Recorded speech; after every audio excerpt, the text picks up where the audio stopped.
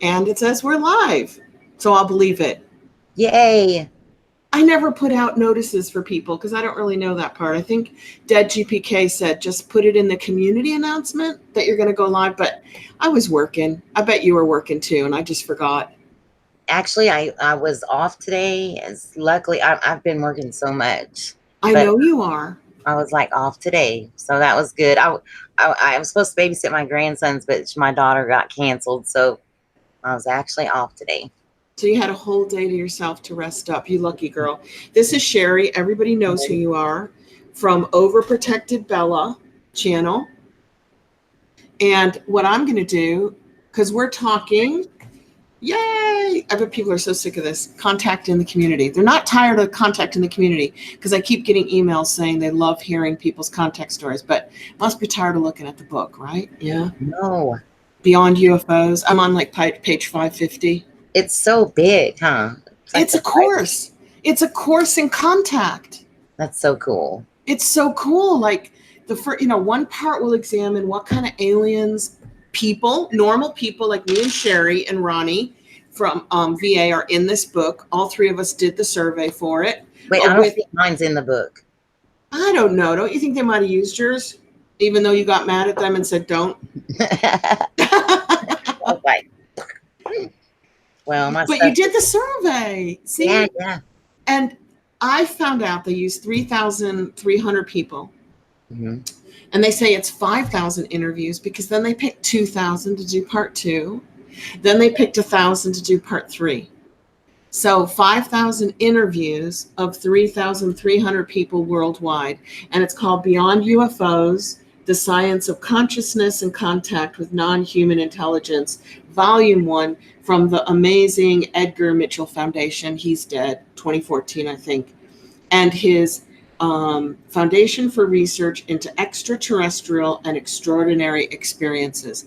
Now, nobody's going to remember that. It's called FREE, F-R-E-E. It's the only way to remember that. And a bunch of PhDs and scientists. One guy's from Harvard, from their aerospace lab. I didn't know they had one, but they do. Something to do with space. And one part will take you through the aliens that people see and interact with. Another part will take you through what happens when they're interacting, whether it's just consciousness or consciousness and their body, like they went somewhere on board a ship or, whatever. And then they'll talk about healings, like people getting healed by them, whether you ask for it or not. Some people ask, some people don't. Then they'll talk about life purpose. Like these people were ordinary people, dentists and hairdressers and, everybody, nurses, doctors, office people. And after their experience, they suddenly wanted to know the meaning of life. So it changed them. And then they wanted to know God. So it changed them. And then the other sections are talking about the physical things that were done to them. And most people don't remember pain at all. So, and a lot of it seems to be DNA sampling and sometimes sexual cells, so that's where they get into possibly the hybrid program, where 18% have seen hybrid children, whether they're theirs or somebody else's. And 24% have had eggs or semen removed. They recall that specific kind of thing. But that's a small amount. That's only 5% of 100%. So 75% are interacting without any of their DNA or sexual reproduction involved. Yeah. So the majority is not the hybrid program. But then I was hearing a lady today on YouTube, and I'm going to go find her interview and put it in the show more notes, who was talking about she just interviews hybrid program people. And everybody in the program says they think it's positive, not so aliens can come and dominate Earth people, but so that the Earth people, their DNA can be shared out in the galaxy. So if something happened to Earth people and Earth people were no longer here, their DNA would live on. You know what I mean? Yeah. So now that I've done a summary of the book, right? It's available on Amazon. It's like $30 here, $40 in Canada. Jane's got it. She's going through it. It's like a course. It's like reading a lesson, like you've signed up for your own private course in contact and UFOs. And I'm going to start with your contact, and then we can go into like other things like astral projection, because yours, the one that I remember most you telling me about, happened in the swimming pool, I think at night, with an orange light. So if you're not too bored telling that story again that you told to me, you told to Shane, can you just kind of fill us in on what your contact was like? Okay. So I was in the swimming pool all by myself, and it's an above ground swimming pool, and I was just minding my own business and everything got super quiet. And all of a sudden, from like up over the roof of my house came this about 4.5 by 5 foot diameter, cream colored, opaque ball. And it had a fire burning in the center, like a campfire, but no wood. And it was like dead silent. And it floated down, and it was like right in front of my face. Like my eyes were level with the fire. And I was like an arm length from my pool. But if I'd have been up to the close to the edge of the pool, I could have like touched it. But I was frozen, like just like staring Like at you it. didn't even want to reach out and touch it. I didn't think of anything to do. I was just like standing there frozen, but I wasn't afraid. I was not scared. I was just like in shock, and I was just standing there. Were you frozen by them? Like you couldn't move, or frozen by yourself? Like, oh my God, I'm not moving. I think I was frozen by myself, Like, yeah, I was just like standing there, and I was just staring at it. And then I was like, okay, I got to get somebody to see this. And so I was trying to scream, but I don't think anything was really coming out. But then all of a sudden, thank God, my daughter and her boyfriend had came home, but I didn't know it. And they walked up behind me, and my daughter said, because she knows me, like, she knows me like anyone else. It's just like, Mom, I'm right behind you, and I see it too. Wow. And I was like, oh, thank God. But I still didn't even look back at her. I'm just still looking at it and everything.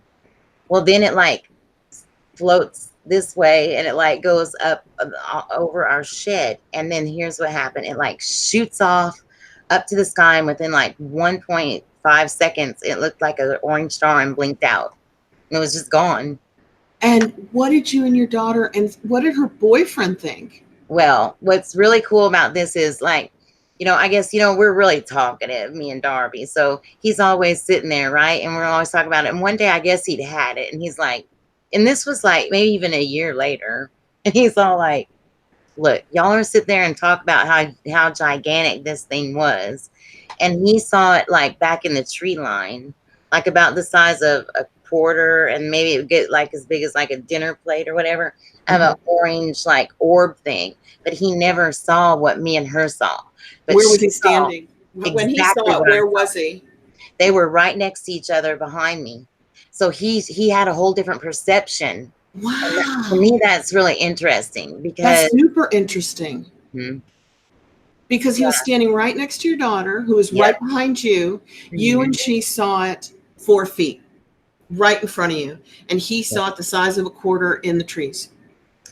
Yeah. And like, there's been a lot of things come to it. Like, okay, I was sitting one day and I was looking at my island in the kitchen, and it was like, all of a sudden I just like saw in my mind, like if I was sitting Indian style in front of the island, and like if the ball was around me, the fire would have been like right where my heart is, right? And it kept, I don't know why I kept looking at that, like it was like about that. I guess I would think it was like the size of the island, but not a square. And I just think about that all the time. And then later on, we were on the phone with a psychic, and she said, I asked her what it was, and she said it was a spirit guide for me and Darby, and that Jeremy was part of our soul group, but not in the same way. And it was a spirit guide for me and Darby, and it was a Merkaba. And I was like, that really resonated. That's what I was thinking when you said that it was like a heart in a 3-foot circle. I was thinking Merkaba. I just know if someone was sitting Indian style in it, they would fit in it Indian style. Yeah. Exactly. That's like how big it was.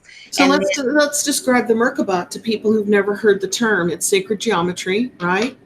Did you study sacred geometry with like I know about it. you'll do better at I like know what it looks like and all, but you say it. I'll try.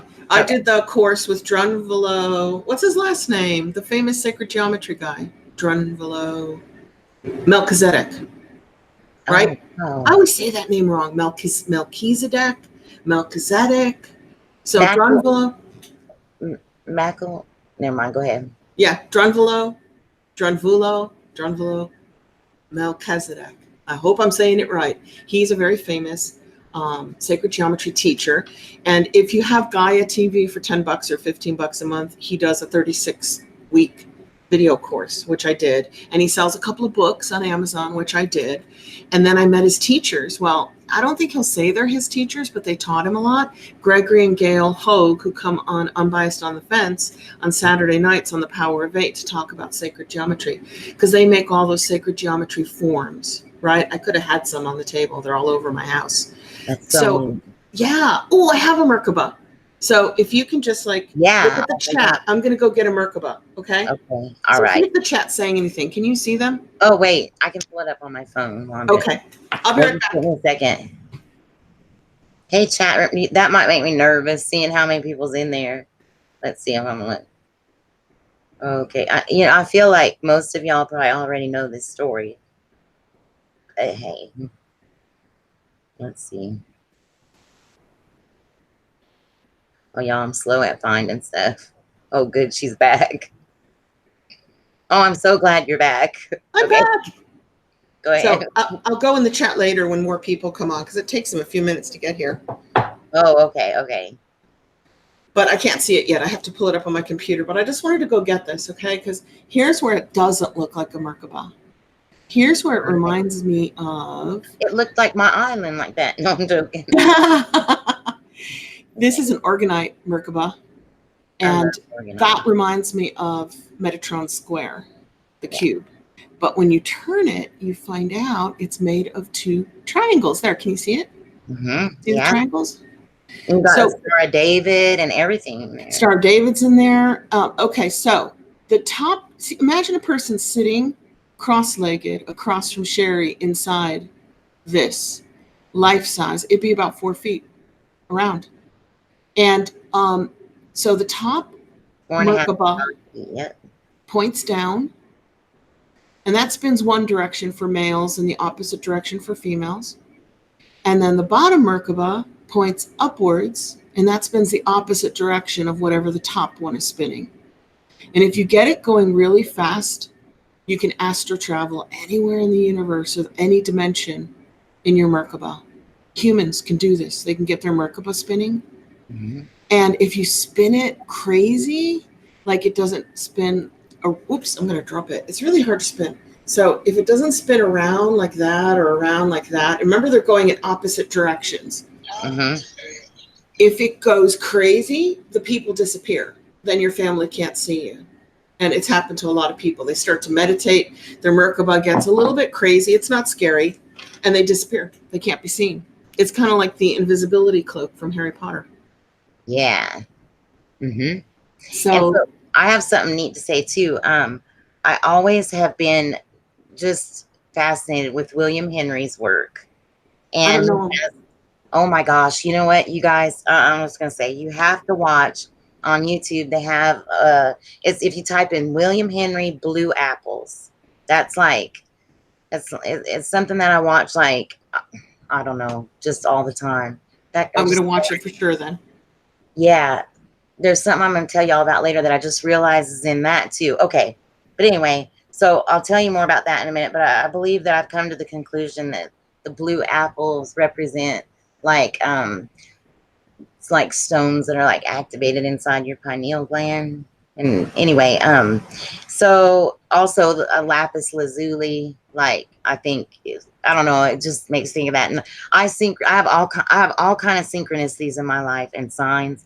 And like my wallpaper in our house, I hated it when I moved in, and it had just all kind of fruit on it. And one day I was taking my grandson to the bathroom, and in there's like the same color wallpaper, but it doesn't have fruit, it has flowers. And he's like, Bella, where the blue apples go? And I'm like, what?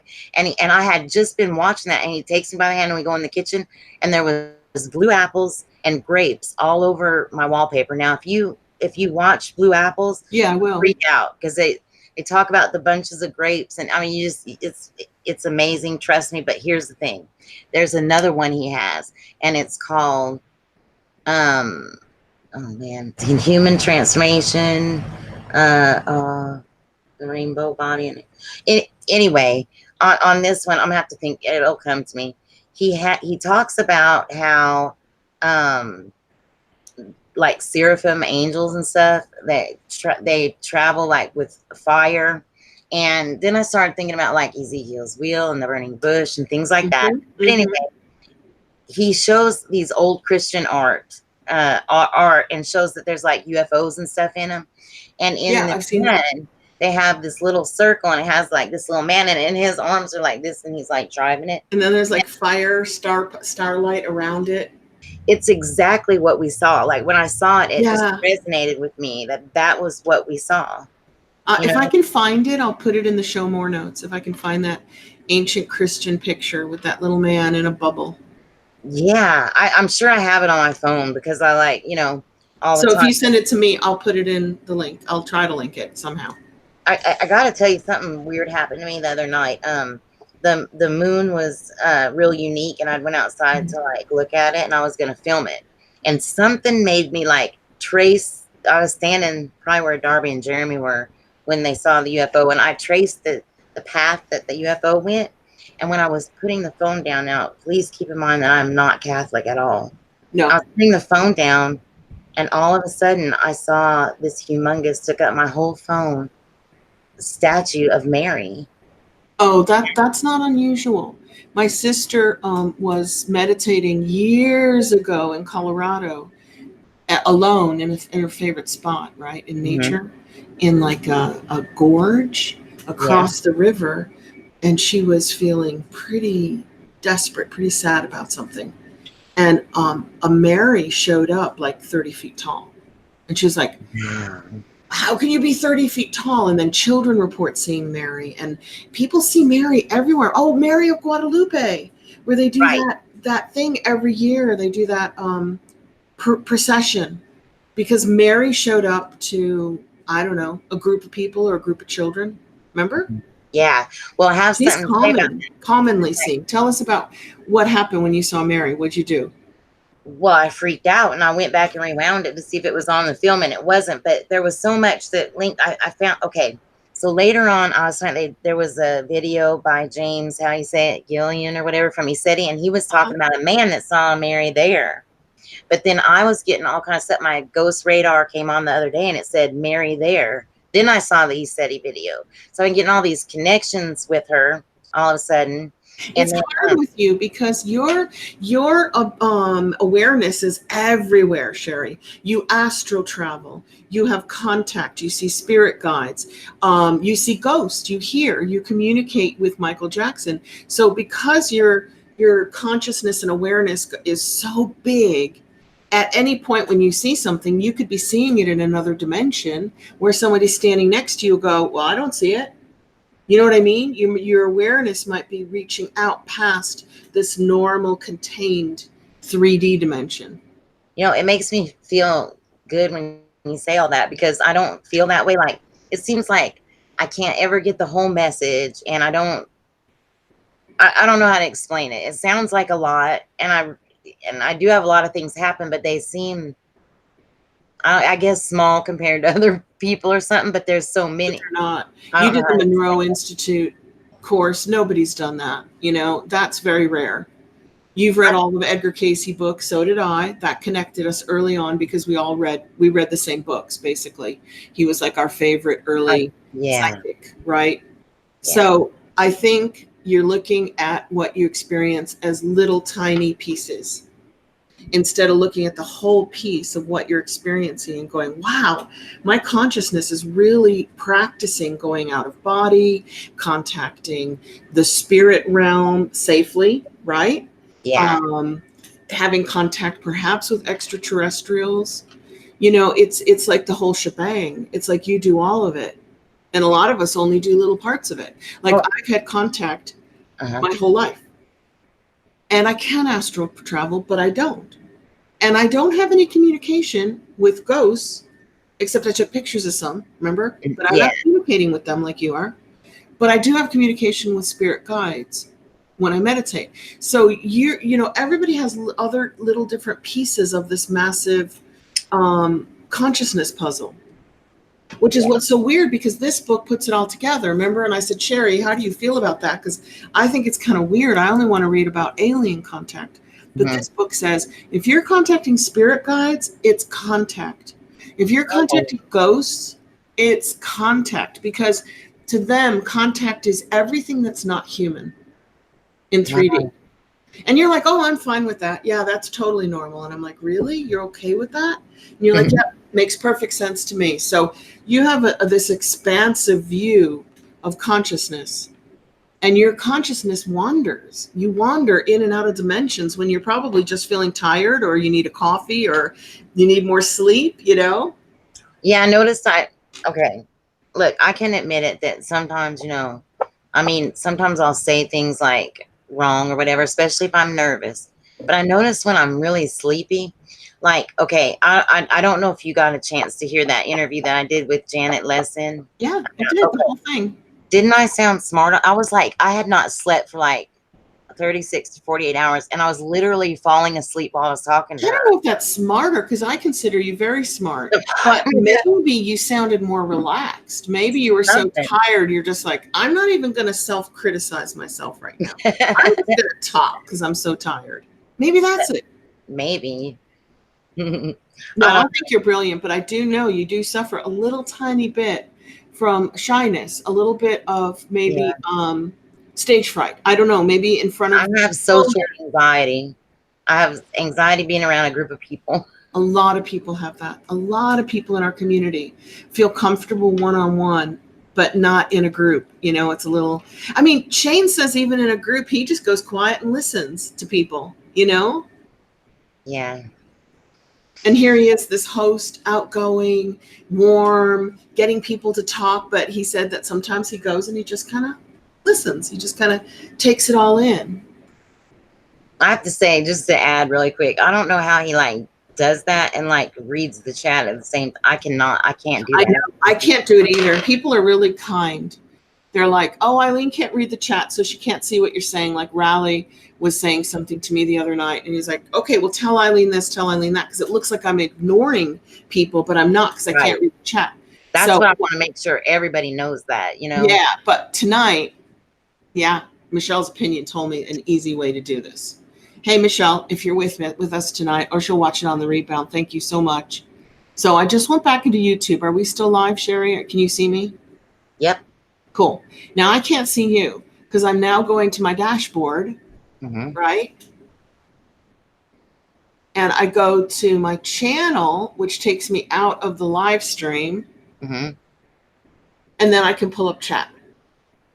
I'm trying to do it. I'm not doing it very well. I'm sure Shane can do this and not even blink, right? So here we go. Now I go view channel. Can you still see me, you guys? You're still there, aren't you, Sherry? Yep, I'm here. Okay. And now I'm on the channel. I go videos. It's really hard to see the chat. Really, Hangouts, which they're not going to use after August 1st. I don't know what they're giving us as a replacement. Wait, what? Really? To just show you the chat. Why doesn't Hangouts? Oops. You know what's weird? I do have to say this. When I've used Hangouts, with Shane on the other show, and with other people talking to him, and yours looks totally different. It looks like updated or something. Oh, maybe I do have. I don't know. Yeah, maybe That's that. Weird. Yeah, that's what I'm telling you. It's totally different, and it's really cool. It took me a minute to find how to mute myself and turn the camera on and off and all. But it's really neat. Well, here now I've got chat up, but I can't see you, and I can't see me. But I see Dead GPK, April, Rita R, Free Press, Kim Trails, Jody. Jane, go on. I'll keep going up, guys, so I don't miss anybody. I feel like. Then that makes you feel more comfortable when you know who's in there.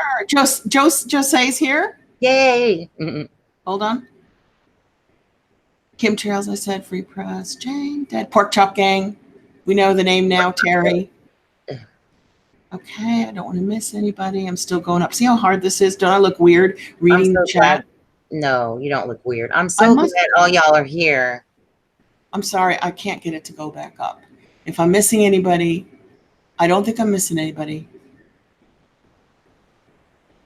Oh, it's so good to see you guys here. I knew you'd come in, even though I didn't send out a notification. Because that's just how our group is, you know? It's like, and Wednesday night, oh, for the time being is here, way, way, way early. Our group just loves like being together, you know? And it's so cool when we can be. I often have to see people's live streams later if I'm working or driving or late at night. Like Joe said, I always fall asleep before yours comes on. So, okay, I got to, oh, Unbiased is in the room lurking. We were talking about you. So now I can, yeah, Jose's laughing at him, at the lurker. It used to be Biker Babe was the lurker, remember? Now I can answer questions. Does anybody have a question for Miss Sherry tonight? Oh my. Besides the big hug and loves that April is sending everybody. Oh. Oh, he's doing art. Unbiased. I mean, Shane. Pork Chop is lurking. Anybody got a question? And falling asleep. Well, we won't say anything that will disturb your sleep. Hugs from Rita.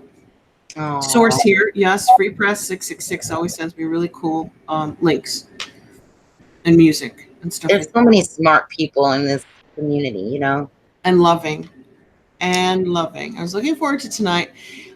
I really needed us. Me too, April. I so loved your last discussion with Shane on the love stream where you analyzed your BQH. Yeah. That was awesome. And then we kind of talked about it the next night too. I don't know if you caught that. Because let's go back to the blue apples. Okay? There's a lot of references to blue in Ascension. Have you noticed that, Sherry? Like, I'll just start with the phrase, that was out of the blue. What does out of the blue mean? It means it just came from nowhere. It was surprising. It was profound. Wow, that was really out of the blue. I have two cool comments on that. Like, whenever I first saw Michael Jackson, he was in a blue portal. And then when the Michael Jackson Halloween special came on, some two kids were sucked into a blue portal. I had so many synchronicities watching this. Up to the end when it said the producer name, it usually says MJJ Productions, whatever. It said Optima Production, and that was the name of the hospital I was working at. It was just one synchronicity after the other. But so there's that. And then I always see these blue sparks around people, like over their shoulders and stuff. And I see a lot of blue orbs. Like the other night when we were interviewing Bruce Leininger. Yes, I watched it. That was amazing too. That was an interview where you two didn't even need to be there. You just give the guy a mic and he could talk for like an hour and a half. Isn't that awesome? And I was like glued to my screen listening. I was working through it, but I was listening. When he was talking about the other soldiers that had died and about James Houston Jr., there was all kind of little orbs, and there were orbs about 6 inches in diameter, and I saw little blue orb and a little bitty white orb like fly like right into his head. Really? Yeah. Now my sister, you know, we're a contact family, right? You've seen my contact video about our family. She used to see blue orbs. She'd be sleeping and she'd just like open her eyes and there'd be a blue orb in her bedroom. And she swears it was like 6 inches, you know, because you figure then, well, you know, I've heard of the blue orb beings and the blue avians, which are like birds, but you think, can that orb be a being that small? Of course it could, right? I mean, nothing dictates the size of life, right? I know William Buhlman talks about like when you go to, and I've had experiences before. Now, I'm not a pro at all that. Like I said, most of my out-of-body experiences are like spontaneous, but I've had a lot of experiences where I'm actually like a point of consciousness up in the, and then looking down at me. So, and that's would probably be, I mean, I picture it as the small little tiny dot, you know? Yeah. So the size doesn't matter. I mean, we're tiny compared to what life can be out there. In fact, as humans, we tend to anthropomorphize. There's a word like that. And that's to make everything human. Like if you imagine life off the earth, make it like a human being. If you imagine God, make it look like a man, you know? It's like making everything into humans, and humans tend to do that a lot. Angels, They're just men flying around with curly long hair and wings, right? Yeah. So we're always anthropomizing, whatever that word is. Oh, everybody's saying hi. They're saying you've mentioned all of us. Hey, Zoe. Everybody you mentioned, Bella, is in the room tonight. Yeah. So the blue again, the blue. A lot of people in this book, see, lots of blue in it. Mm-hmm. Lots of blue in it. A blue portal. Oh, yeah, blue portal. A lot of people in this book talk about being healed with blue laser lights in a UFO off of Earth. So, and it's cold. They don't feel heat out of it. So I found that fascinating. And April's BHQ had to do with a spider's blue, or was it blue orbs? I remember you were talking about blue a lot. April says her boyfriend took a picture of a blue orb a couple of days after her session. Wow. And you didn't even listen to the session. So, oh, good. Shane's giving me the word. Anthropomorphize. How can anybody say that word? I can read it, but I can't say it. There's a lot of words I don't know how anyone says. Thanks for the word, though. Bruce said 3 words that I didn't know what they meant. On the other, what 3 words were they? I can't remember them because I didn't know them. I'm gonna go back and find out what they were. And go find those words. It doesn't matter. But it just means that we try to make everything into humans. Polar bear stare. Okay, you guys, we're looking weird reading the chat, so I'm going to go back to the screen with, I don't even know how to do that now, with Sherry. I found her. Yay. There you are. Now I won't look so weird, like staring at the screen, trying to read it at the same time. But it was cool seeing everybody in there and reading what they were saying. So I guess off the blue topic, there's nothing else to talk about with blue, but blue light seems to be very important. Oh, I know. Blueberries are the only blue food that I can think of to eat. Can you guys think of any? Oh, now I gotta go back to the chat. Can anybody think of this blue? I know this. As a nurse, we put blue food coloring in peg tube feedings because that's the only color that is not, like if someone throws up blood or mucus or whatever, there's never blue. There can be green, yellow, orange, red, whatever, but not blue. So you know if they aspirated, if they were coughing up blue. Are you serious? Yeah. That is amazing. Blood is blue before it hits oxygen. Well, they say that, or is it red and it looks blue through the skin? I don't know. When I look at my veins, they're blue in there. Can you see that? And blue bloods. Blue bloods are supposedly the aristocracy, which just means a hell of a lot of inbreeding. Thousands of years of copper content, huh? Something like that. Yeah, I was going to take copper, and then I read it's for Rh negative, and I'm not Rh negative, so I'm not going to take copper. You know what I heard? I heard that they give people blood type that everybody doesn't even know their true blood type. Like there's some kind of a conspiracy with that or something. Oh, that sounds cool. I'd like to know more about that. I just found out I'm O positive. I knew I was something in the past that you could give to everybody. So my blood is a relatively new blood on the earth, and everybody can have it without dying. Let me tell you, that is a Mandela effect for me, because I think that O positive used to be a universal donor and now it's O negative. Because I'm telling you. Wait. One is a universal receiver and one is a universal donor. So I could be getting it backwards, because when I was a child, I was told my blood type was the universal donor. Then I found out 6 months ago I'm O positive. So I'm going, I'm the universal donor, O positive. But are you saying maybe O positive is the universal receiver? Like I can take A, B, but O negative is the universal donor? All I know is that me and my daughter were having a big discussion about this recently, because I've been working psych now for about 6 years. So I haven't been giving blood. And she works labor and delivery. She's giving blood all the time, And I can't remember the answer now. So I might be wrong with what I'm saying. So me too, guys. Me too. Anybody out there happen to know off the top of their head?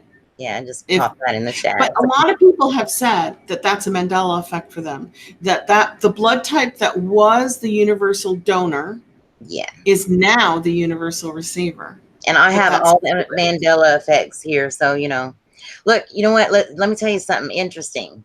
Okay. I was walking into the house. Now, I put a link to this under Recall Vector's video because I thought he might want to do a little bit. You know, he makes little short little videos, Mhm. and I don't have my channel anymore. It got taken down for no reason, and I didn't have any strikes or nothing. I have no idea. But anyway, But you've got Bella. You've got the Bella channel, so you can put yeah, stuff but I up don't there. really have any videos on it. But listen to this. So, I walked in the door and my daughter was watching a movie and she fell asleep. What she likes to do is like turn it low and put the subtitles on. Well, right when I walked in the door, it was the movie 10 Things I Hate About You with Heath Ledger. I've You seen know, it. I love Long that time movie. ago. Yep, 80s, 90s, Yeah, early. it's 1999. Okay. Anyway, so so anyway, they're at this like dance and there's this random character. And all of a sudden, she runs up to her friend, and then Julia Stiles, the main character, says, "Oh, Mandela, please tell me you're not progressing to full-on hallucinations." Her name is Really? Mandela, like, you know. Oh, Mandela. And was that the name of the character that she was talking to? Yep. Oh, Mandela. Let's hope you're not getting into full hallucinations now. That was really interesting. Yeah. So, but if you Yeah. go to, let me tell you this, if you type in 10 Things I Hate About You, there's like one you can buy, and then there's one someone had posted that's like free, but it has like something in it that keeps it from being copyrighted, like it's a little foggy or something. But the subtitles are on it, and you go to 1 hour and 45 minutes and 45 seconds, and it's right there. It's like, oh, Mandela. And it says, I hope you're not progressing to full-on hallucinations. That's a great line. That's a great line that if anybody saw it who's Mandela affected, they go, say what? Or They'd who's look not, at the they TV, think we are. they just stop and think. Because we believe we get messages through synchronicities, radio programs, conversations other people are having near us, movies, you know, we just get things mean something. They suddenly, not everything, but it could be like a subliminal thing to put in our head to try to make us think something like that too. You know, like, oh, there's so much subliminal stuff going out there. And a lot of it is from the people programming the media. And you don't really want their subliminal stuff in your head, you know, basically. Because a lot of it's fear porn. A lot of it is fearful.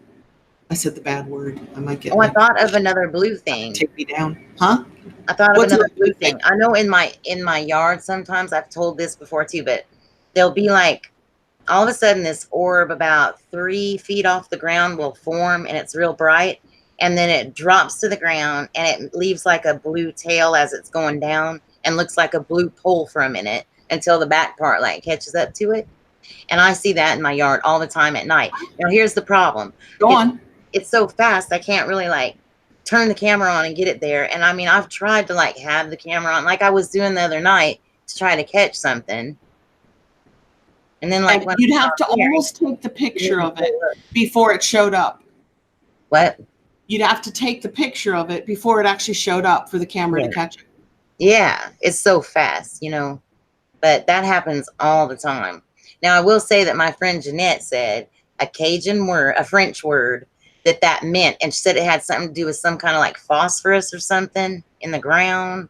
Oh, okay. And so I don't know. There may be like a, you know, a scientific explanation for it. Well, you know? We've got to go to that scary place. We really do. I'm like, oh, I'm put off by what happened to the people there, but we should go anyway. Yeah, I know. What I'm interested in, you know, I'm like into children. And then that was another thing on that ESETI video. I learned that Mary had a connection to children.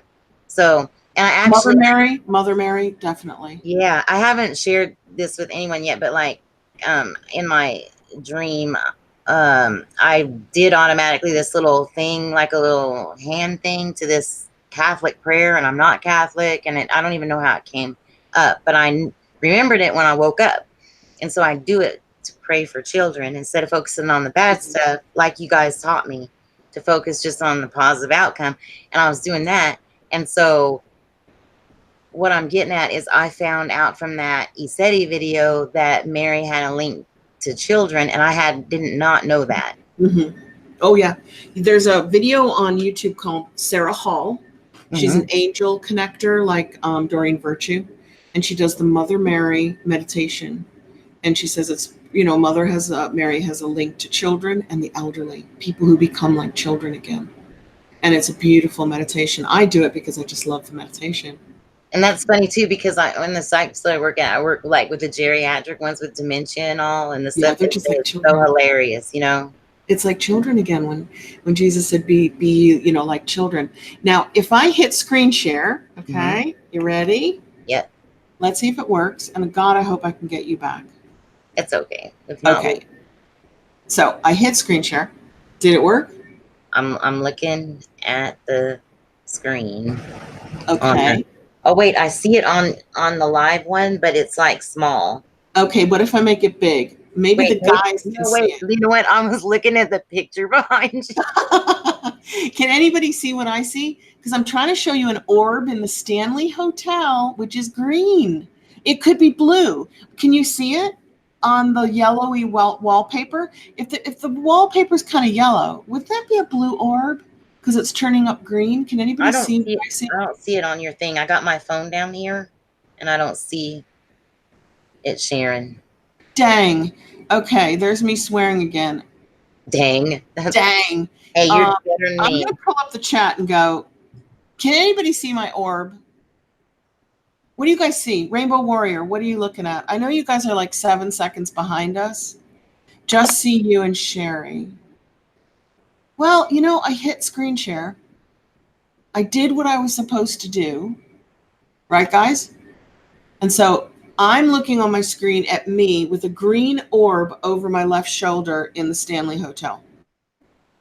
That's so cool, by the way. Now, I screen shared Pretty Dark's art. Do you remember? Yeah, that went really perfect. So why is my screen share not working now? I've hit screen share. Can you try it again? I'm so frustrated. It's like YouTube hates me, and I don't really like YouTube either. I know, right? It's mutual. And it says, okay, Chrome wants to share contents of your screen with Hangouts. Choose what you'd like to share. Oh, maybe I had to hit something. Oh. Duh. Oh my God. All they wanted me to do, hang with me, guys. Don't go away. It. Stay with me. There we go. Yeah. Can everybody see it? Yeah. If you look over, it's my left shoulder, stage left from the truth of my shoulder, but it appears to be over my right shoulder from the perspective. There is an orb right next to my head, and it looks green, which means it's a blue orb because the background is yellow.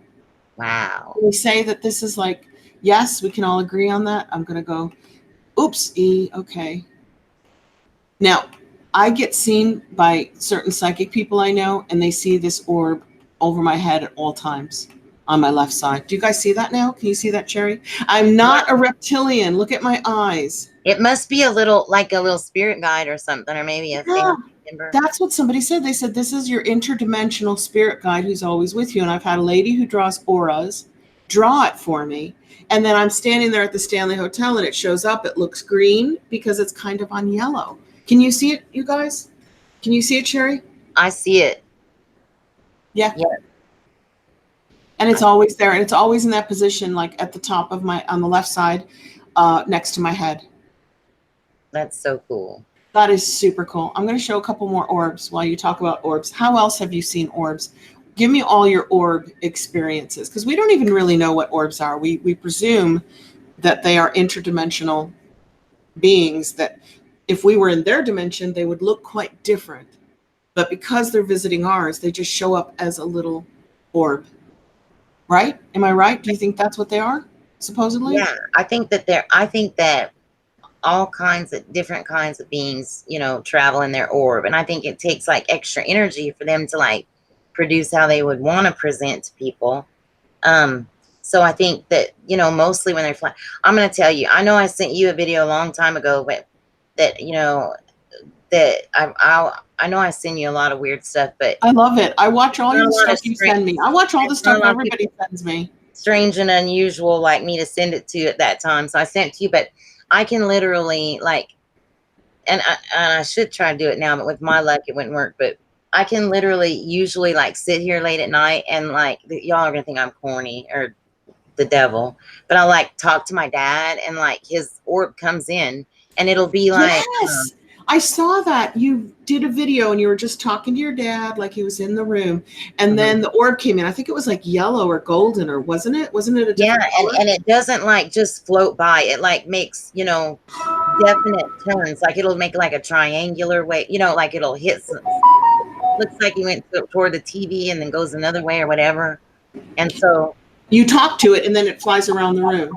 It's like responding to you. You feel like that's your dad's orbs, but that's one of your gifts. One of your gifts is speaking to the spirit world, isn't it? Yeah. I mean, I guess so. I mean, it's hard. One thing that I know I have that's a gift is that when I meditate, I smell things, and I've kind of learned who some of the smells are. But I've smelled like I smell things too. Like fake chocolate is my friend Tracy, and then I kind of learned who some of smelled roses. I've smelled cigar smoke. I've smelled leather. I've smelled like pipe tobacco. I can smell cigarettes. I can smell pipe tobacco when my grandpa's around. I can smell roses. And sometimes I smell jasmine, and I'm allergic to jasmine. It makes me sneeze. So when I smell jasmine, I'm like, okay, who's contacting me from the time I lived in Egypt? Because there were times of the year where the streets were full of the smell of jasmine, and then they'd sell you jasmine lays for like $1. And so they're always putting jasmine lays on me, and eventually it just made me sneeze my head off. I just developed a sensitivity to it. I smell things. I started out seeing auras when I was like 11 or 12. And you're one of the few people, I've met a few other people who smell things. Like, I can smell when a presence is with me. Never anything bad, nothing like sulfur. But then you know how I feel about evil entities. From the ancient Tibetan studies that I did of the Bon religion, which is older than Buddhism, we put the evil entities into the astral field through our fear and our anger and our resentment and our jealousy. And then those emotions are floating in the astral field for other people to experience. If they go into the astral, they might get connected to something like that. And like Case says, if your energy is super high and loving and positive, you can't see them, you can't hear them, you can't smell them. They can't even come near you. There's no way they can connect to you because their energy is so low and so slow and so dense, and your energy is so high and so fast and so light, they can't even get near you, even if they wanted to. I can tell you this. I've had only a couple times where I've had like something scary that I interact with, and I really think that it was a lesson so that I'd know, like I'd be able to have that discernment, and it wasn't like a horrible experience, but I could sense that it was like bad, and I really swear that I like smelled vomit for a second. Okay, so Jody, I think it was Jody, I'm going back because I got my phone on, can smell, taste, and sometimes it's yuck. So I keep telling people I only smell roses and pipe tobacco and flowers and things because I just can't smell anything else. And other people are like, oh, I've been in the astral field and it's really yucky. There's scary, dark, stinky things there. And I'm like, if you say so, because after doing the Course in Miracles, right, I see all life as one. So if a true entity comes and is around us, that is us. That's me. Because all life is one. All life is God. All life is the projection of God. So because I view all life as one, I probably can't smell them as something bad. Don't you think? Yeah. And I was shown something. Everything that I get's like kind of, I don't know, I guess immature, but my son had this Fisher Price flashlight, and you could turn the thing on it and it would make different colors.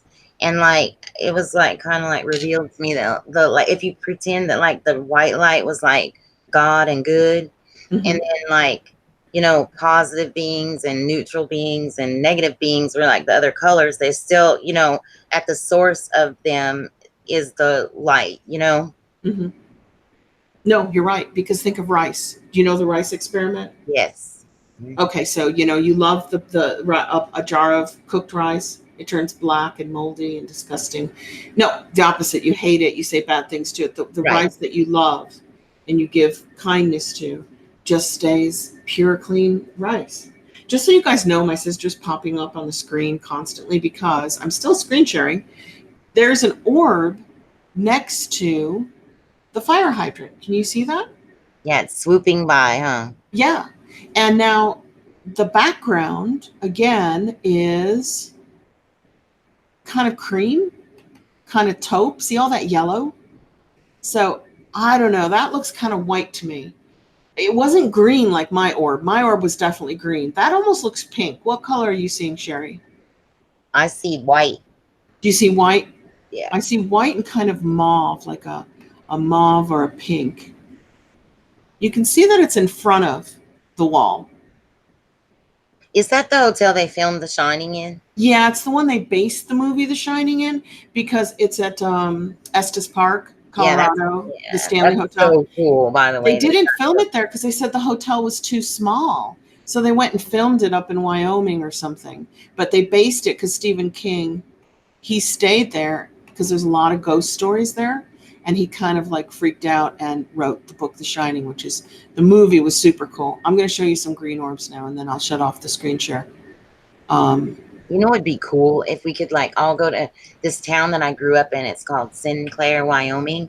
And they have this old hotel. They have a whole strip of stuff, like the old bar and everything that's like shut down. Oh, And that would be so fun. but you got to look up the Parco Inn, Parco. We used to sneak in there and play hide and seek. And it looks like The Shining, or like the inside of the Titanic, you know, and there's like a ballroom with a big thing. We used to go in there with like, you know, all of That us. would be so much fun to be in a ghost town. Oh yeah. Okay, So, the reason I brought this screen share up is it popping up yet? yep. Okay, is because the Orbeez, right? Because these are little tiny things, like I call them worms. I call them photonic worms, are green. There we go. Can you see the green one? Yeah. That is super green. And then there's a white one to the right of it and a right one to the left of it. You see how the J is movement. It's like if you take a picture and something moves, it makes a line. Because the J's are almost all the same, well, actually, the two on the left are identical. So that's one ghost. And the one on the right's a little more curly Q. So that's another one. That didn't move the same way that the other two did. Can you see that? Yeah, that's so cool. I lost all my pictures. I did this transfer of phone to computer to flash drive. And as I was sending them from my phone to the computer, I had what's called a catastrophic error. And I lost it all. And my sister saved some and sent me some that she saved. I was so lucky that she had a few. And I'm going to go show you what Leslie and I think is a Mandela effect, but we don't know. If you look up the Stanley Hotel on any search engine like Google, it will say that it was started construction in like 1901 and was completed in 1909, and that the site was completely wild before that. Some English baron came out and liked to shoot up there and hunt, so he created the Stanley Hotel. Obviously, his name was Stanley, right? Obviously. Yeah. So Lord Stanley, whatever. Look at this picture. This is the Stanley Hotel in the olden days, right? Right after it was constructed. Wow. And then look at the date stamp on the bottom of it. It's going to be really weird if we can get to it, right? Okay. It's coming. I saw Jamie was in the room. Hey, Jamie. Okay, guys. Does that look like 1820 or what? Yep. So what is that all about? If it was built in 1901 to 1909, that cannot be 1820 Stanley Hotel photo. Plus, who had a camera in the 1820s? I know if you watch Lone Eagle, he'll show tech before its time, and there really will be like pictures in the 1820s, which is insane. Like, that's so cool. But that is not a 9. There's no way that that's a 1920. Mm-mm. Isn't that weird? It's weird. I'll show you the rest of it. Stanley Hotel photo by, and even his name is a sigil. Look at that. Yes, definitely. As a sigil. Yeah, I know. When the moon landing, it reminds. Okay, real quick, just to tell everybody, there's a video that if you type in like The Shining, Toy Story, and the moon landing, you got to watch that. Oh no! I watched it. That is cool? The coolest video ever. Yeah, I loved it. He shows you how, was it Stephen King or Stanley Kubrick? Stanley Kubrick was the director. The moon landing. Basically, he was hired to fake the moon landing. So he puts clues throughout the movie, The Shining, And about the fake moon landing. mm-hmm. It's even in the photos, like at the end and stuff. I don't know. I thought the that little boy has on cool. the little boy on there on The Shining. He wears a shirt that has the Apollo on it. Uh-huh. They have Tang in the, like when they're locked in the cooler, you know, in the area where the food is or whatever, and it's all scary. That you can see all this Tang up there, which, you know, the astronauts drink. And yep. And then Stanley Kubrick, he's an English director, I think. He's not American, is he? Did that weird movie with Nicole Kidman and Tom Cruise, and then he died suddenly of a heart attack after that, didn't he? Because he did something about like a pedophile ring, and it had a mask, and the mask was a Bob Hope's nose. Mm-hmm. So there was a lot. Oh, I'm not supposed to say that because it's all fake and it's all crazy. But there were crazy things in that movie. Crazy things in that movie that might have gotten him offed early. I'm not supposed to talk about these things. YouTube doesn't like us if we do.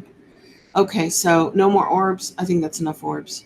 Oh, I got a picture of your boyfriend and his wife. Here we go. Oh my God, you met him? Yes, that's my sister that he's holding on his right. That's his new wife. Well, not that new. I think it's been a year or two. He's lovely. He is lovely in person. I do have problems with his new program compared to his old program. The wisdom teachings were amazing. The synchronicity key, amazing. This is what I say about it. I think that a lot of these people, like just like William Henry, as much as I love him, the David Wilcox material and all that, I get a lot out of it, and I just kind of leave the rest. There'll be a little stuff that I don't agree with, you know, but I can still learn a lot from him. Absolutely. Now, he has a Christian manager now. So his talk is becoming less Buddhist and more Christian. And he's moved away from the law of one ascension theory. He uses it a little bit, and he's talking now about a solar flare or a solar flash that should occur between now and 2024. That is like, you know, extinction level event on half the planet, whatever half is facing the sun. So Courtney Brown. Really? And that really explains chemtrails or trails, or I know the proper word for it now. Stratospheric aerosol injection. Try memorizing that. That's what they officially call the chemtrail program. It's stratospheric aerosol injection. There. So we'll say goodbye to David. He's a lovely guy. He's brilliant. Brilliant man. You know, just kind of like moves around in his theories of ascension. Like his ascension theories have to have an ending of the world. Like he thought the world was going to end in 2012 with the Mayan calendar. It didn't end. And he's like, God, I'm really sorry about that. I totally got that wrong. And he's very open about it, which is why he's so likable, you know, and he's so smart and so genuine. So now he's like, okay, the next extinction level event is in 2024. But then, you know, we talked about it last Saturday, me and Shane, with that book, the Adam and Eve story, predicts like a worldwide flood every 6,000 to 10,000 years when the mantle becomes free and moves around and we get a new North Pole, magnetic North Pole. So, you know, we talk about that stuff freely too. And all the people who talk about the event and the shift, they talk about it freely too. So, you know, there's got to be something to it, or it's in our human psyche, right? Right. Stop sharing. I gotta go find you again. I stopped sharing. Oh. So, yeah. Well, one other thing that happened to me was, do you remember that that show that we did with Kevin Estrella? Or you didn't see it maybe? He was seeing the I've seen all your shows. All right. Well, there was this alien named Radar, and I actually saw him peek his head around like the laundry room just for a second, like a split second. But I had been getting stuff from way before we even had Kevin on. I found a guitar pick in my mom's bathroom. We had just like cleaned and mopped and everything on the floor. And then I found out later that he had gave that to me, you know. But anyway, I also had it. Every time I hear Radar, I think of MASH, because that's the only character that I knew is called Radar, that little guy. and I have like two stories. Okay, so it was okay. So I had a dream. The first communication that I had from radar was I had woke up and I had a dream that there was these two orbs flying in the sky, and they were kind of leaving a trail and making swirlies. And then they started racing, and one hit the fence and like crashed. And then I went around with my camera to take a picture, and there was a big satellite between. There was a satellite, the fence, and then the crashed UFO. And then I had a then okay, I like saw the guitar pick thing, and then okay, here's the deal. Why Then the guitar pick? because he plays guitar. Oh. Mhm. And see, I have all this communication. Michael Jackson was a musician, Janie Lane was a musician, and What about Prince? Have you ever Prince. Because people Yeah, say they can channel I a had lot of people. I don't know what it is, but I'll tell you my Prince thing real quick in a second if we still have time. But real quick to wrap up on radar was okay, to prove to me that this was real. He reminded me of something that happened in my childhood. And when I was in like 7th grade, there was a group of people around me, and this boy was, around me, and he started telling me this joke. And he said there was two polar bears floating on some icebergs, and a mama polar bear and a baby polar bear or something like that. And then all of a sudden the baby polar bear yells, radar, radar, radar. Well, they all started laughing, and they were tricking me. So I like started laughing too, but then they were like, oh, that's not even a joke. And it like stuck with me because I was embarrassed. And he let me know that he was there, that he could see it. Well, it was to tell me ahead of time, like that radar was like in my consciousness. Why would they say radar, radar, radar, right? Yeah. Then later on was my sister and my cousin were like 6 years older than me, and my grandfather was in the military, and he had these big barrels of military clothes. My grandma and grandpa had a camper, and my sister and my cousin always wanted to play MASH. And so my cousin Candy was always Major Houlihan. And then my sister, she's a lesbian, and she always was Hawkeye Pierce. And they always made me be radar, and I would cry. And so he reminded me of that too. So that's kind of fun. I got to know, it was a thing that he was telling me that it was so like an echo from the past. So I'd know that it was like real. Do you feel he's a spirit guide, or do you feel he's an elemental from nature, or do you feel he is from another planet or another dimension, like life, like what they call an alien, an ET? I feel like he's an alien, and I feel like he wears clothes like Prince, and I feel like later on I'm going to get more communication from him, but I'm not sure how yet. Well, I have this conspiracy theory, and people are starting to put videos all over YouTube on it, normal people, that contact with off-Earth life, for the most part, is a very safe thing to do. You can do it through meditations or astral projection, or some people have it physically as well. And there are people on YouTube who tell you how to invite it. And then I feel like the people who tell you, no, they'll take over your soul, they'll eat your personality, or they'll whatever. I feel like that is like the control structure that controls 7 billion people, if there are 7 billion people of us, saying, we don't want you to have contact with anything out there, even if it's safe, because then we'll lose our control over you down here. That's my strong feeling about it. And that's why we have all the movies and comic books and video games, and we have this whole subculture of young men saying, there's a war going on out there, guys. If you leave Earth, it's no different out there. The reptilians and the Greys are fighting the blue avians and the sphere beings for control of Earth. They're basically projecting human aggression and human need for control and dominance to the out there. And there's no evidence that anything negative is going on out there at all. And there's no evidence that reptilians are bad. It's all up here. Well, I had one little reptilian experience. I'll just tell it real quick. But it was kind of neutral and weird. So I was like sleeping on the couch one night, and it felt like it felt like someone was like trying to like kiss me like with their tongue, and then all of a sudden like it was like a reptilian. It was like a long tongue, and I like freaked out. And then they pulled me by my foot out of my body. I like flipped in a somersault and went back in my body, and I was startled. And then I heard a woman speaking very calming light language in my ear and like comforted me or whatever. Now I'm not saying the thing was negative, but it was certainly unusual. It was definitely nobody wants to get kissed by a lizard tongue. Right. But it's interesting because in this book, only 15% of the people have contact regularly with reptilians, and they're neutral like you. They're like, well, I can't say anything bad about them. They didn't do anything bad to me, but they're not the nicest beings to look at. So feel maybe like they're not warm and fuzzy, and maybe, I mean, I don't know, because I don't have reptilian contact. Maybe but the people who do seem to be okay with it.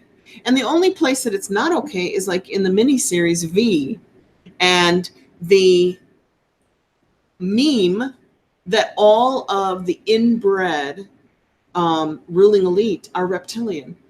Like humans could never do this to humans. They could never set up a bank and like enslave everybody to debt. That's not a human thing. It's got to be a reptile, right? Well, in every human being, there is a reptilian brain. It's very small. It's at the back of the bottom of the brainstem.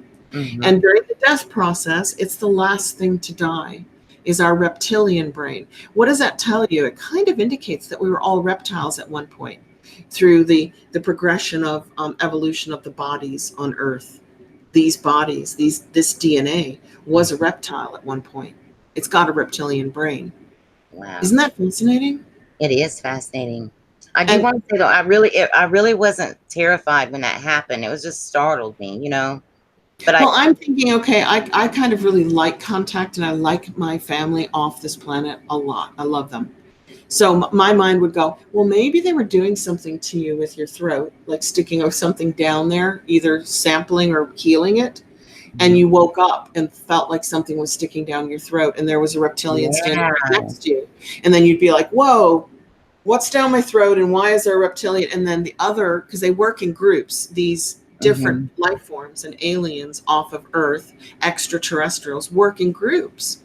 And then the other one was saying, calm down, everything's fine, don't worry. To me, that kind of sounds like a procedure.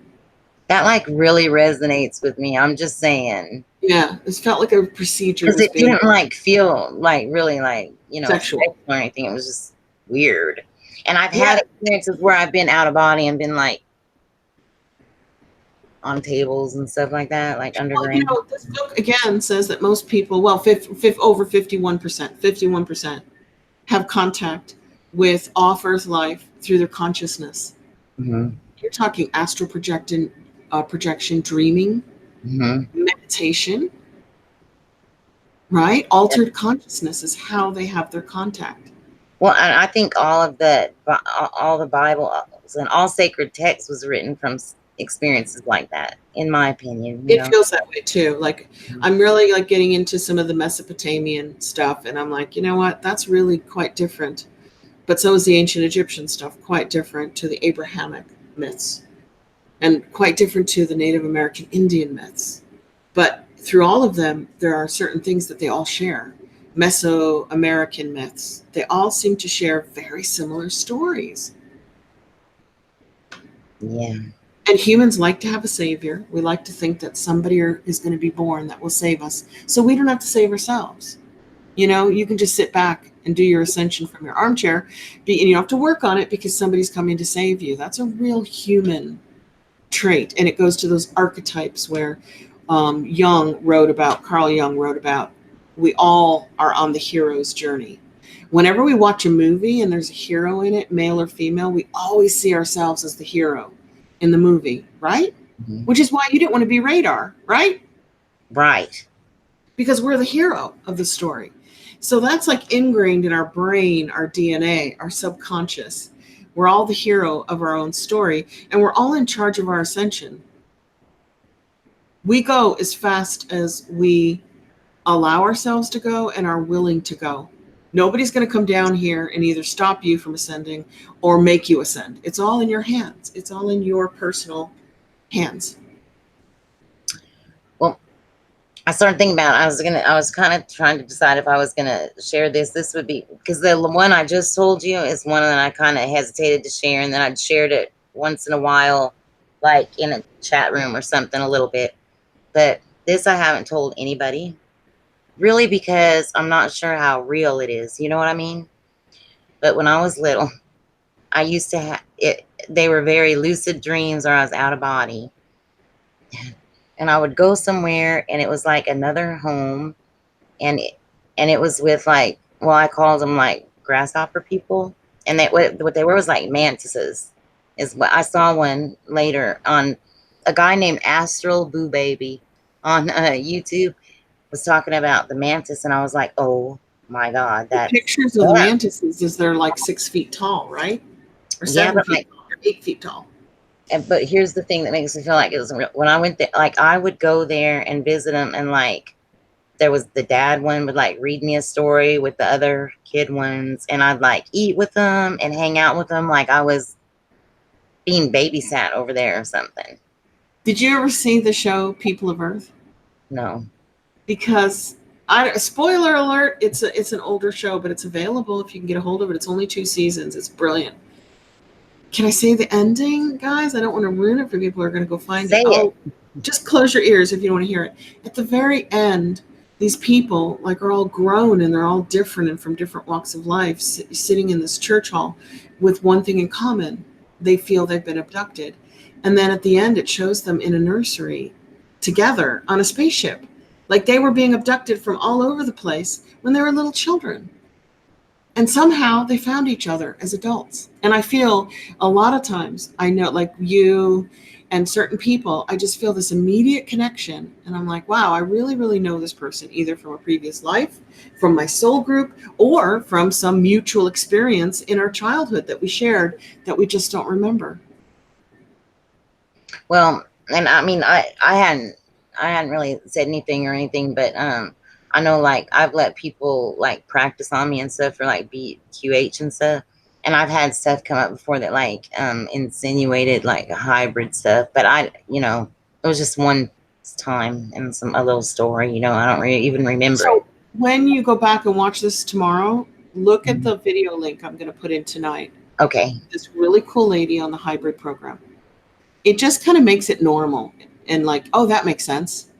That makes sense why they're doing it. And of course they would do that. Why wouldn't they do that? Why wouldn't they take our DNA and mix it with some other alien DNA that can live somewhere else on a different kind of planet? Why not?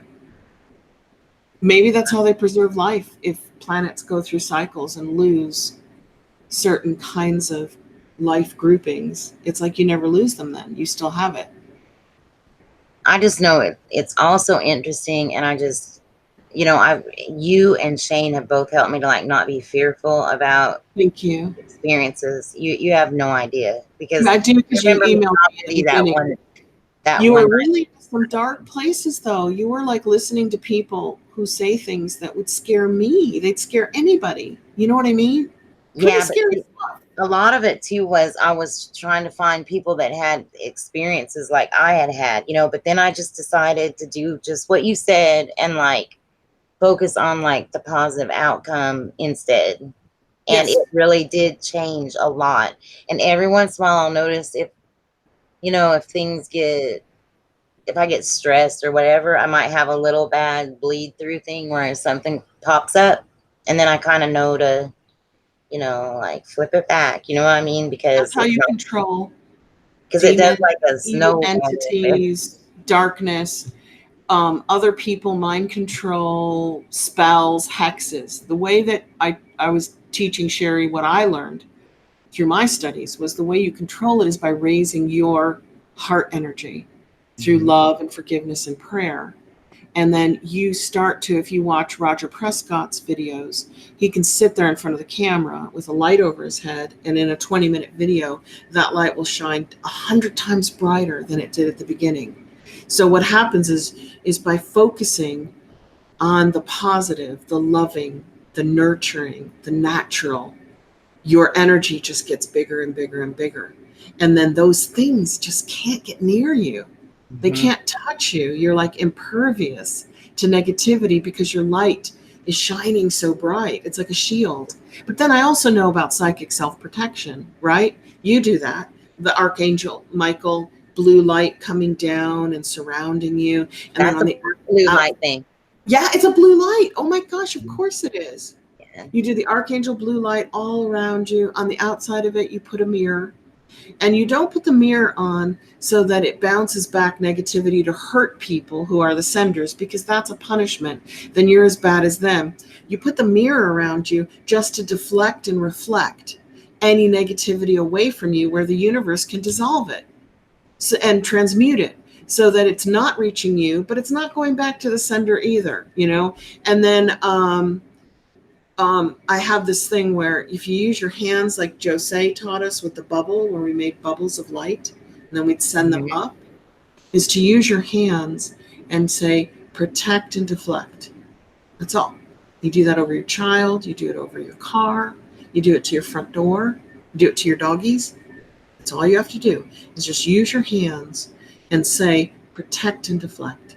And what happens is your heart means it so much, with so much love, that it's like this powerful psychic protection, basically.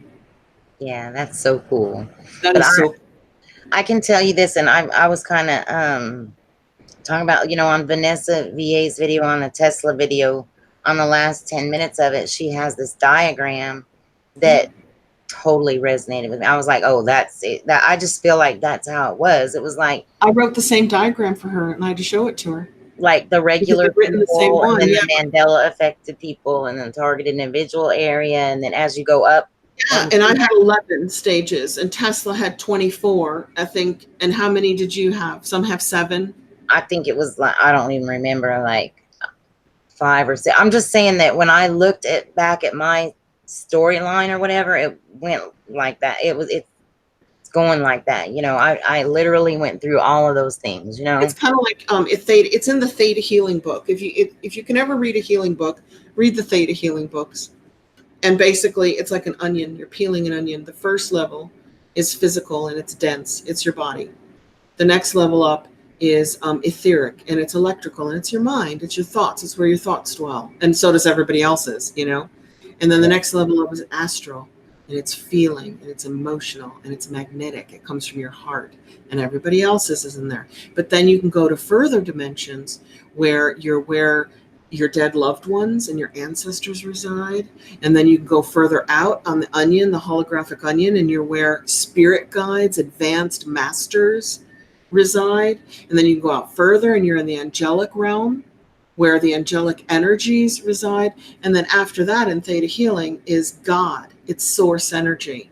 And so they teach you in these books how to access your way through all the levels to source, and not spend any time in the astral or the etheric or where ghosts are and dead loved ones and ancestors reside. It's like, don't spend time in those areas unless you want to on your own time when you're astral traveling. And what reminds me of you, Sherry, is that you can be sitting there and for any reason, your mind can go into the areas where different energies reside, and you can see them and smell them and hear them. Mm-hmm. Yeah, and I'm starting to, like I said, get a little more control over it, I guess, kind of, That's a gift. The main thing is you need to know which you do, how to shut it off. A lot of people shut it off with the Our Father prayer, or by invoking Mother Mary, Buddha, or Jesus. And they can shut it off instantly. If their mind has wandered too far into realms that they don't want to be in, they can do something which brings them back and shuts it down. Do you have like a mechanism, a fail-safe that's personal to you where you can turn it off? No. You can make one. You can make one. You can make a talisman to do it. You can make a prayer to do it. And it just means that it's special. Oh, like that movie Inception. You saw Inception, right? Yeah. And do you remember the guy had the spinning top? And he said, you can't have mine, but this allows me to know that I'm in a waking realm that is not the third dimension. And I spin my top. And if it doesn't fall over, then I'm no longer in 3D. I'm in the dream world. And so he made a talisman for himself to control where he is. And people can do that with a prayer, a word. anything, invoking, calling out a name. And it means that when I do that, that will move me immediately from the realm that I'm in, because I'm now uncomfortable, back into 3D, where it's all shut off. It's all shut down, you know? Yeah, that's a good idea. It is for you, because you tend to wander out there in all these different dimensions like Tesla did. He went 24. He got his information from, and he at Tesla spoke to ETs. He got a lot of his information from off Earth life. Isn't that cool? There's a movie coming out about him. I saw when I went to see yesterday, that movie, which was awesome. There's a preview, and they had like another Matrix movie coming out and another Back to the Future. All the previews were like, wow, kind of throwback, yeah, with the Back to the Future. We could do a whole show on the woman who wrote The Matrix and wrote The Terminator, and they stole it from her. Yeah, that's crazy, huh? I think I'm going to send it to you. Did I send you that video yet? No, I'd heard about it from somebody, but I didn't see it yet. She's a genius. She's amazing. She was Muhammad Ali's girlfriend, and they just basically took her stories that she wrote in college, and she wrote them together. So The Terminator is the end of The Matrix. So The Matrix is Neo and all of that stuff. And then the end of it is the rise of the machines. Well, I think we should go, because it's 10:33 my time. We've been on an hour and a half. And wow, that went by fast. That went by fast. And I don't want people to get too, like, when is this going to end? I'm just trying to see if anybody's got any questions for you. Oh, not some fancy Nancy came into the room. Nancy. I'm going to see Nancy. I'm going to be her chauffeur to Estes with Marianne and Jose. So I'm going to have a full car, kind of, with our bags, probably. Rainbow Warrior's in. Rainbow Warrior's got some great stories. Hey, who's going to volunteer to come on next week? I don't have anybody. Come on. Mandela Effect Comedy's in. Go-kart. Is Go-kart in?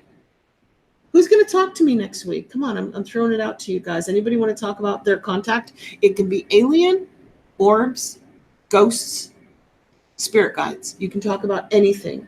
Well, I appreciate you, incorporating that, since I've had a lot of those experiences, and I hope everyone knows that all of the experiences that I have, I'm not like, oh, this is Michael Jackson. I mean, honestly, if you look, there's a lot of interesting facts that almost look like he faked his death. So I mean, I've looked through it. Yeah, or that he was murdered, because he wasn't playing ball.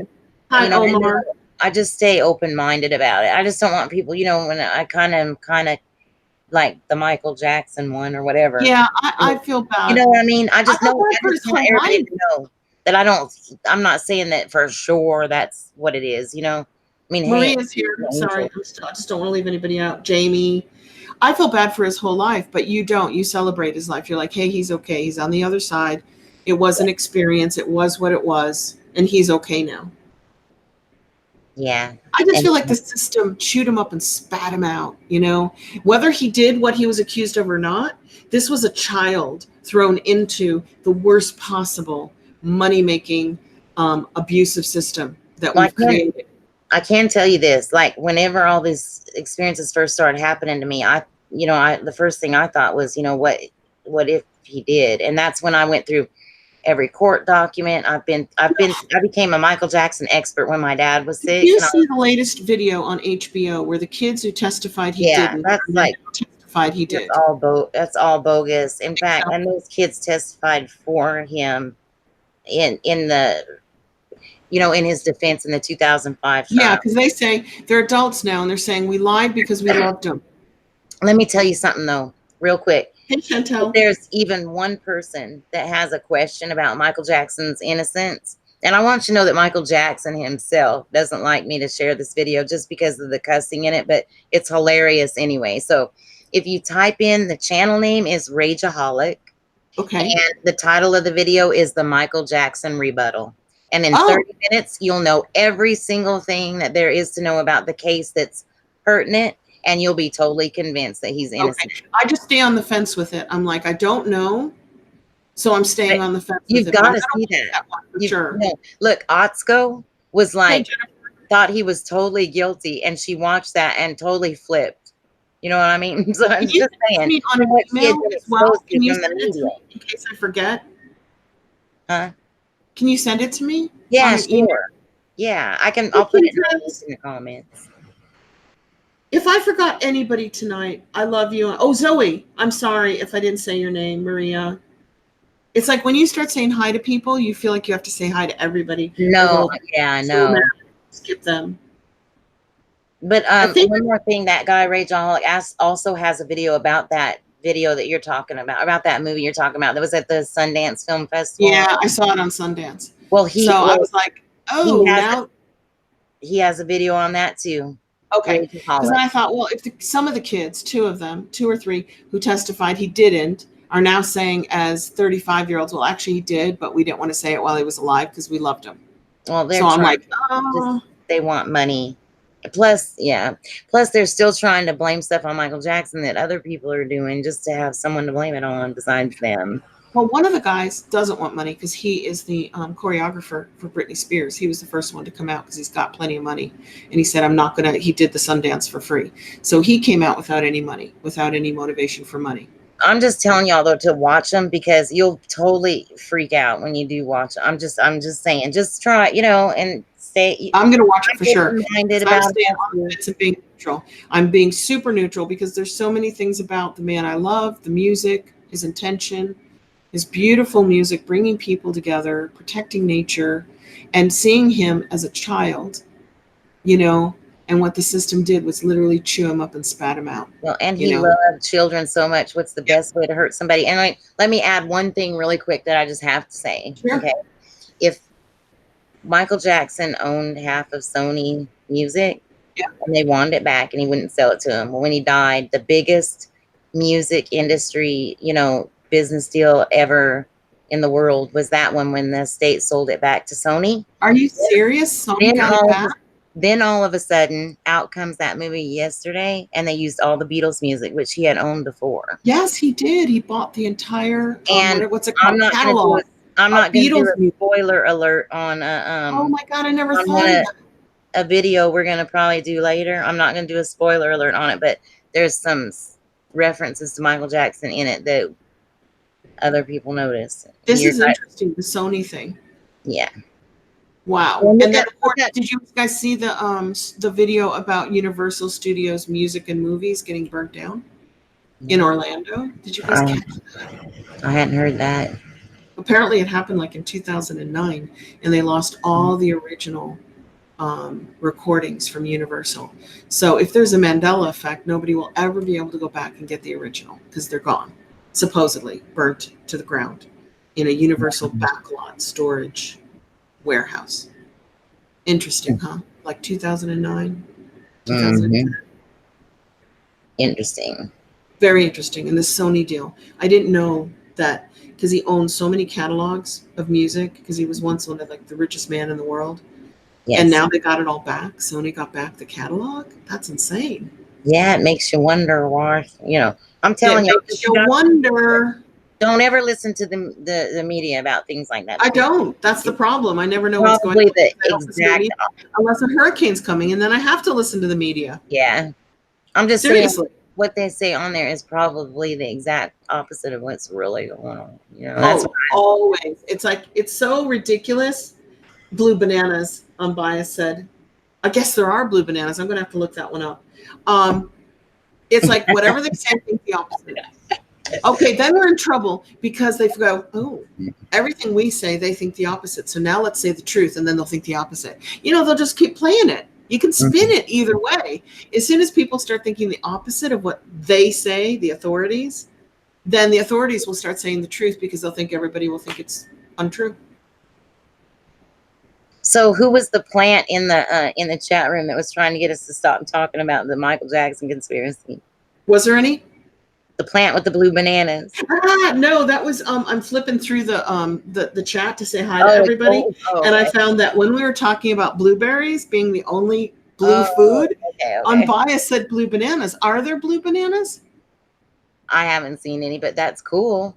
No, I'm way back in the chat. You're so funny. No, I'm just flipping through. Oh, okay. Anything else? I was just gonna pick on him actually, but No, we can't pick on him.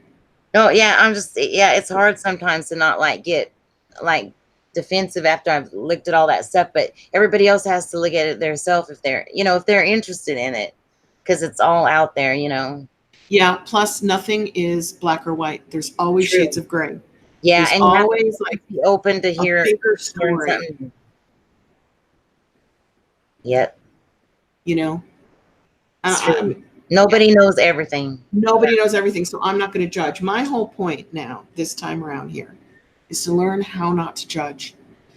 And because human beings judge every single second of their lives, you're either judging the room's too cold, what you want to eat, what somebody just said, what movie you watched. You judge, judge, judge, judge, judge. Everything is constantly a process of judgment.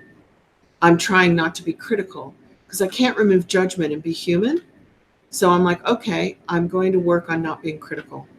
That's my whole goal now, is not to criticize, to actually experience something, maybe judge it because I have to, like whether I like it or not, and then not criticize it. So that's my new goal. Yeah. I think a lot of my life was to become non-judgmental, because it seems like anything that I was ever even kind of judgmental about either happened to like someone in my family or myself or whoever, to where I saw all sides of it and then, felt totally different about it. Yeah. And then you get the true fact comes and hits you and you're like, why did I think that? Why did I jump to conclusions? And yeah, it's hard. It's hard in a dualistic world to not judge and to know that what we know is true, which is why we need to know the gnosis. We need the internal BS detector to be working. And today I learned that drofs, which is checkers, goes back to ancient Egypt. And that's why in all these movies, they put a black and white checkered floor or a black and white checkered wall at some point in the movie. It's their duality. They're, Freemasons going, boom, duality. And the control of the matrix, the duality. And it's really interesting that goes back to ancient Egypt, to the ancient wisdom schools. I just learned that today. And a couple of things about Hathor and Thoth and all those. They're starting to think that these famous Egyptian gods were really representative of planets and systems, So systems. interesting. So interesting. Like, every time we hit a flood or a volcano, we're going to create some kind of a god out of it for future use to scare us down the DNA path. 1,000 years from now, we'll tell you about the god that really was born out of somebody's imagination because they were experiencing volcanoes, Right. So interesting. Anyway, on that note, we better sign off or we'll just sit here and talk for like 3 hours. Yeah. So we got to do it again. Yeah. Up to a SETI. I would love somebody else to volunteer to be my guinea pig on Contact in the Community next Wednesday. And if not, I think I've done 9. We'll just leave it till that. And I'll think if there's anything after ESETI that we want to chat about and move away from Contact for a while. So thank you for letting me come tell my little thing. And I hope, I hope there was something that some people didn't hear or whatever. And so it was interesting, but it was fascinating. Lots of things that you talked about you didn't share before. Well, thank you so much for coming on. I love you. You're welcome. And I'm just so glad we could just sit down and chat. Yeah, that was awesome. It was love you to the chat room. Love you guys. And thank you so much for being here. And yeah, come on, somebody volunteer for next week. I still don't see anybody putting themselves forward. Come on, be brave. Be brave, guys. Come and chat with me. Oops, I can see my name in red. Me. Oh. Are you coming on next week, Jose? I think I got her. Awesome. I hope she's saying me to her. Okay, you're it. You're on. You're booked. Tag, you're it. You're it. Tag. We got Jose for next week, guys, on Wednesday. So until then, thank you so much, Sherry. And I love you all. And I will see you soon around the internet somewhere, probably on Unbiased and on the Fence on Saturday. Yep. Much love. Love to all of you. Bye for now. As I turn this off, all I have to do is hit the stop broadcast. There we go. Bye, guys.